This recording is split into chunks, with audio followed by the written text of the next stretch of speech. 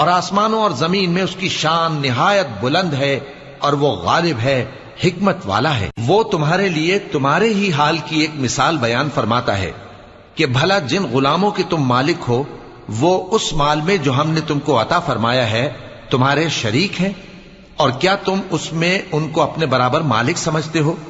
اور کیا تم ان سے اس طرح ڈرتے ہو جس طرح اپنوں سے ڈرتے ہو؟